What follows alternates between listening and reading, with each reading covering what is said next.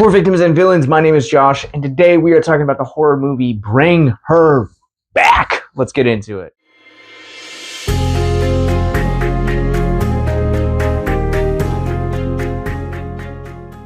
Back tells the story of a brother and sister who are forced into foster care after the death of their father, only to find out the foster mom has a whole catacomb of deadly secrets. Well, you can officially say that the Philippou brothers are not a one-hit wonder. This movie stands toe-to-toe with Talk to Me, and I love this movie for a whole array of different reasons that I love Talk to Me.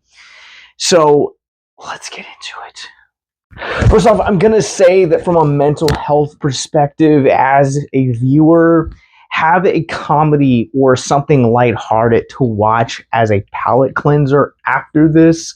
I went and rewatched Friendship with Tim Robinson following my screening of this. This movie is thematically very heavy, but also at the same time, it's also visceral. It's one of those films just gets under your skin.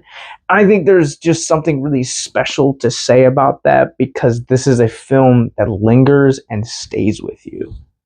Also, this movie is just very ambitious, and there's a lot to be said about the ambition of the Philippou brothers here, creating the world of Bring Her Back.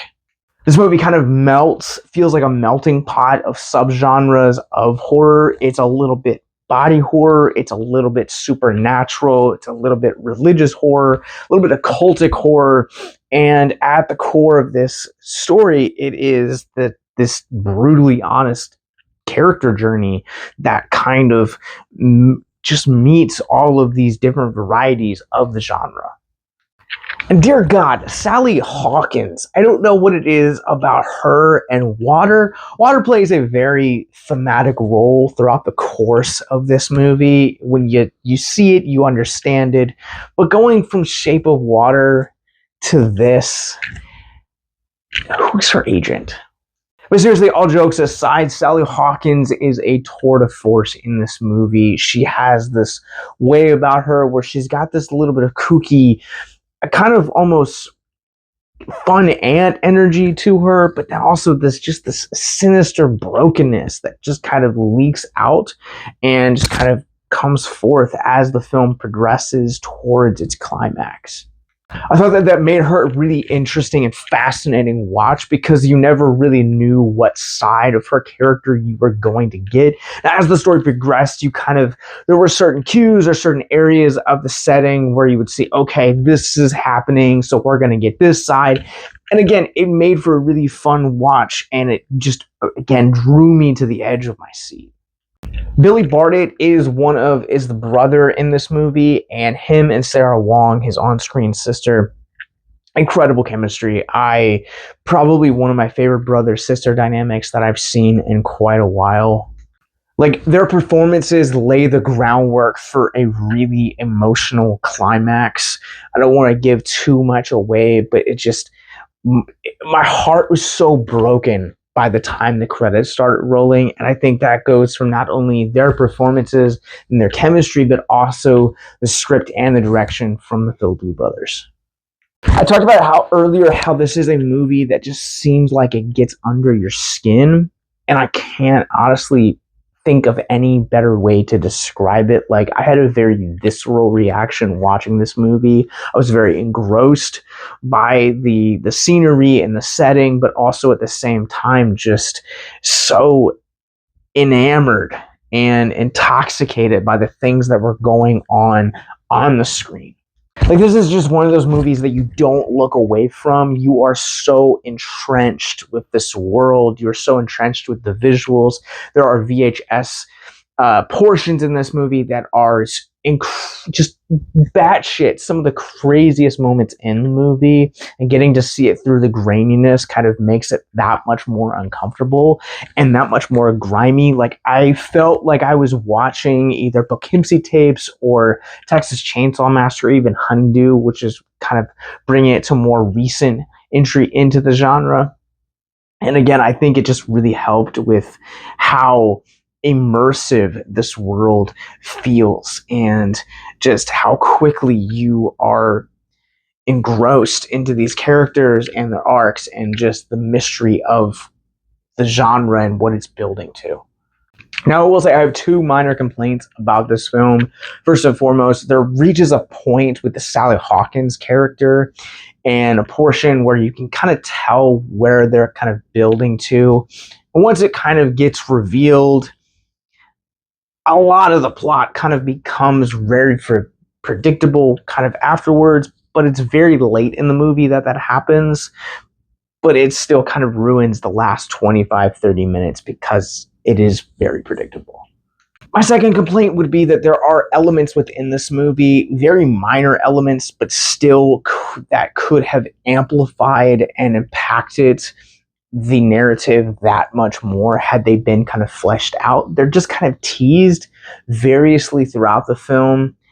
And I really would have liked to kind of see how they all connect. But again, this film is very ambitious. And so you kind of just take it for what it is. Still, I feel like there's a part of me that just kind of feels like robbed, even if it was like a scene or like, 10 extra minutes added to the runtime. But, here's hoping to deleted scenes and a physical release in a few months. I am ready to run this one through the Rorschach rating scale.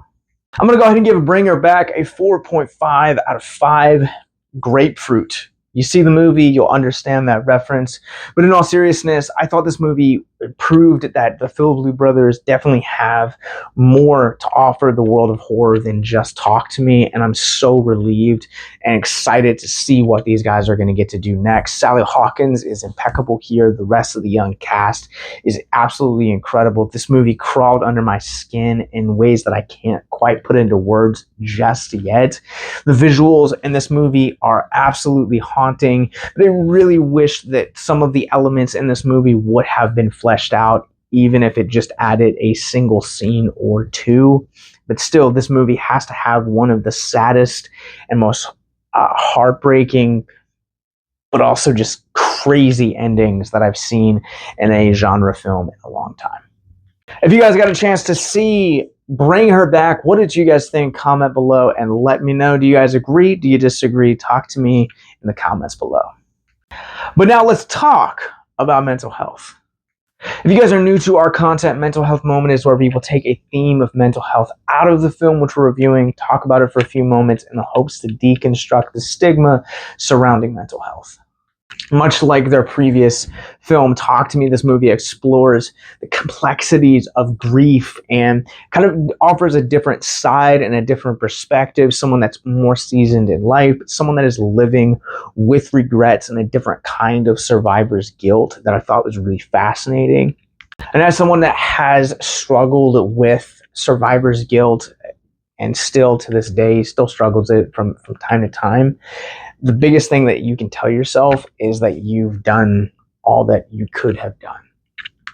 Surrounding yourself with community, doing research, getting into therapy, possibly even looking into medications, journaling, finding a form of creative outlet, finding some ways to find closure and really at the end of the day to really kind of cope and mourn the loss and kind of move on with life. When I say move on with life, I don't necessarily mean that in a heartless type of way, but it is not necessarily the healthiest coping mechanism to live in the past instead of branching and moving on to the future.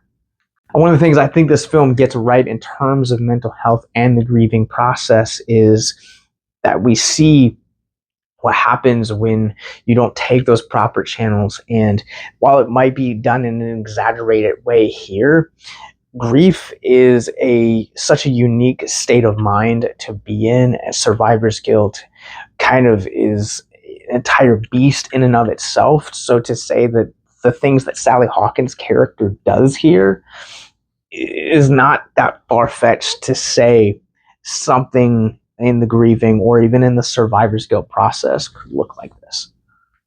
But it's about getting into the right community and surrounding yourself with people that will go through that experience with you and challenge you to grow in that experience and grow and find ways of closure, to find ways of peace, and ultimately kind of have that chapter be something that is necessarily a scar on your story and progress moving forward.